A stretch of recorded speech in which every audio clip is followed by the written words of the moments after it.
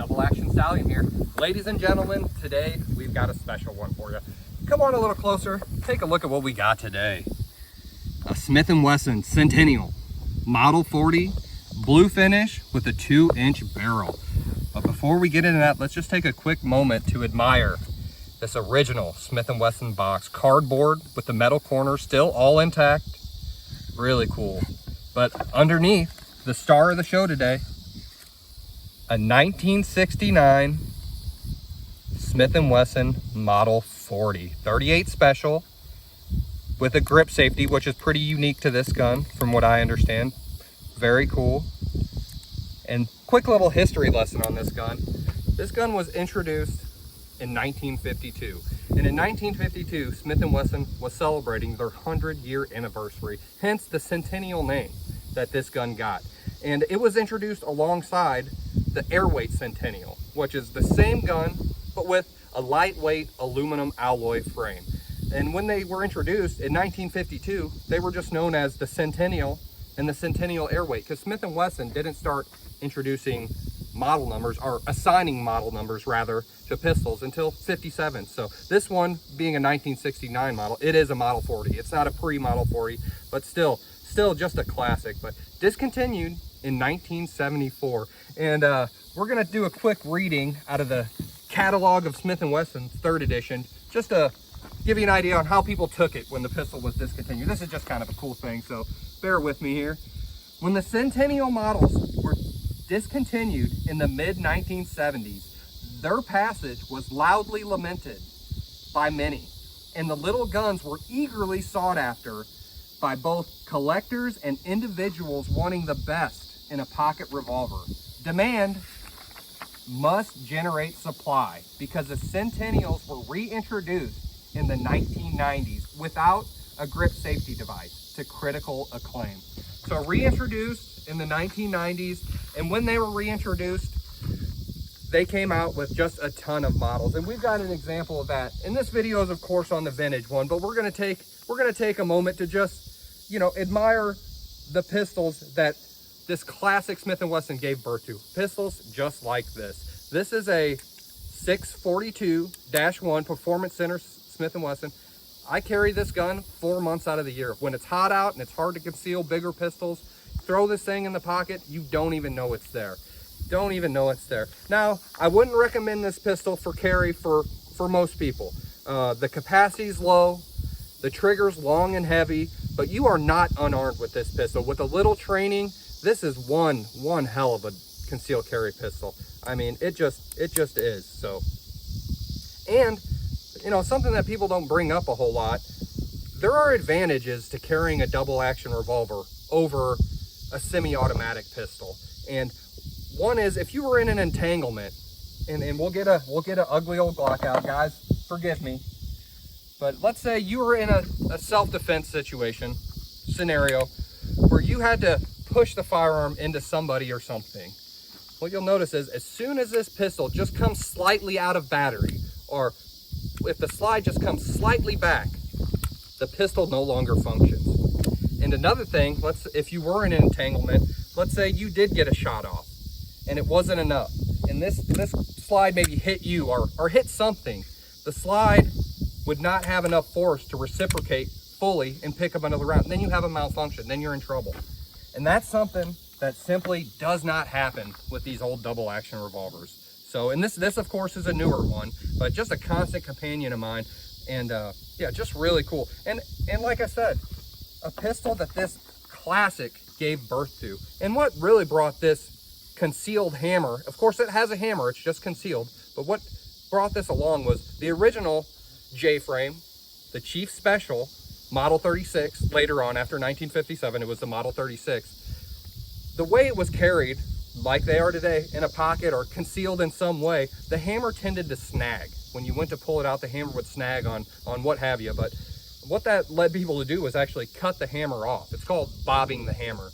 And I think that kind of pushed Smith & Wesson to put something out like this. So, I mean, you got a snag-free gun with a double action pull, which in a defensive situation, you don't want to cock the hammer. And go ahead and do your own research, but you're gonna, if you look hard enough, you'll find that's the case. So the not being able to cock the hammer is just not an issue. So and getting that snag free form factor out of it is it's just great. So still a relevant pistol today. You wouldn't want to carry this one, of course, it's a collectible, but guns like that 642 I just showed, it is still a relevant pistol today. Brought out in 1952, and you know, still the real deal. So we're gonna shoot it today. It's kind of a collectible piece. We're not gonna shoot it a lot, but I am a shooter. So we are gonna shoot it. We're gonna have some fun with it. And yeah, we'll put it through its paces today, guys. So we're gonna load it up, and yeah, we'll be right back, see if we can't ring some steel. Okay, we're back. We got the Centennial loaded up, but I almost deprived you guys. I'm sorry, don't hate me, but I almost forgot to show you one of the coolest things with this pistol. Come in close. Look at that. Original cleaning kit, missing the mop, but you know, no big deal. But original warranty card with this thing. Look at that. I'd have fill that out and send it in to him, don't you think? Look at that. Really cool. But even cooler, the original literature that was sent with the pistol. 1969, still got it. Really special. Parts list on the inside. Instructions for use on the backside. Really special. Here, bottom of the box. Kind of cool. Look at that. Look at that date. Of course, that's not when the pistol was made, but all the corners still intact. Really special to have all this. With all you collectors out there know, that's really a bonus with this gun. But enough of that. Let's shoot this thing. And we've got a terrorist here, and all we've got is an old revolver. Let's see if it'll do the trick.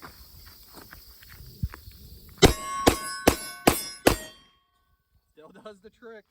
Still does the trick. 1969, man. Still does it. All right, guys, if I didn't mention before, we're about 10 yards away. So we're gonna try to clear this dueling tree. I've got 5 shots, 5 plates. This is hard for me. Like I said, I don't shoot this pistol that much, and I don't shoot it that well, especially compared to that 642. But yeah, let's see. We're the Double Action Stallion, so I can do it. Let's see. Take our time. No rush.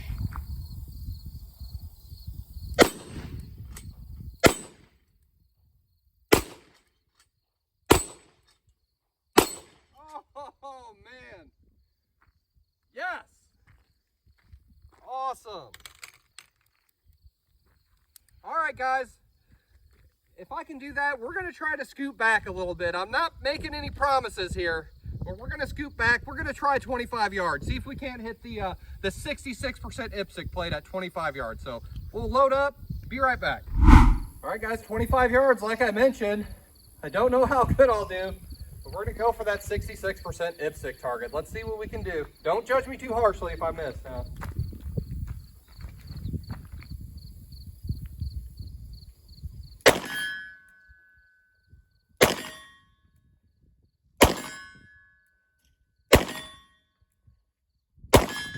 Oh man, not a problem.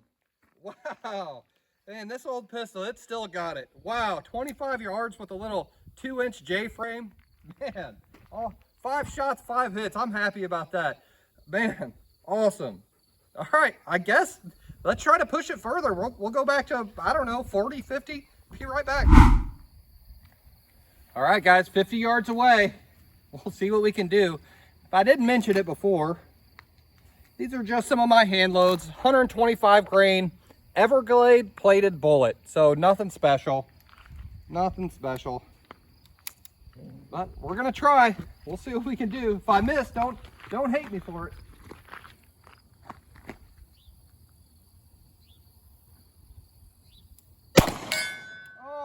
Oh, guys, I'm gonna quit while I'm ahead on that.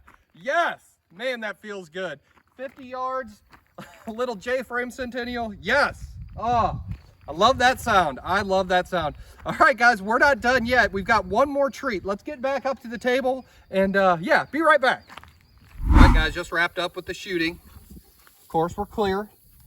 But with these Centennials, of course, they have a grip safety, which is unique to this model, like I mentioned before.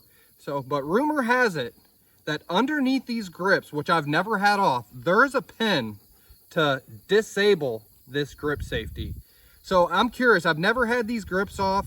We're gonna take them off and see if that pin's there. I checked the parts list on the literature I showed you earlier. It says it should have one. So we're gonna pull these grips off and see. Yeah, let's find out. And guys, don't hate me for my custom red ramp there. Like I said, I'm a shooter. So I did that so I could see a little better. And of course, using a perfectly sized screwdriver, because I don't want to mess up this screw, but this screwdriver just fits perfect in there. So, ooh, they weren't even that tight. It would be really special if that pin's in there. Apparently, it gets lost. It gets lost a lot. I don't know why or how, but apparently that would be kind of special. Okay, I think that's it. I'm not wanting to come off. I don't want to force anything here. Oh, enter. Huh. Yeah, I'm just trying to be real gentle here, guys. Check.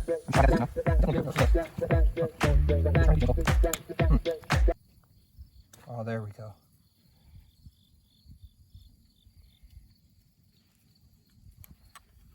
We got one side. Let's get this other side off. There it is.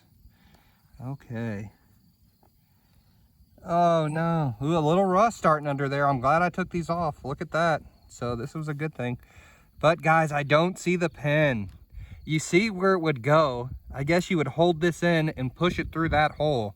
You see where it would go there, but I don't see it in there. Well, that's disappointing. Maybe, is it in the grip somehow? No. No, not seeing it. Okay.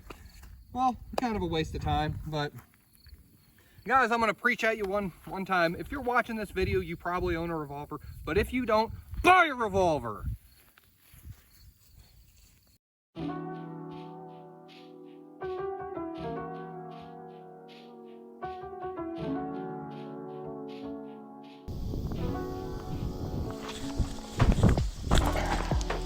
Double Action Stallion here, and today, shit, we didn't have a box. Okay. The gun pointed the right way? Yeah, okay. All right. That jump looked pretty goofy, huh? Oh, come on, director. Sorry. Okay, ready?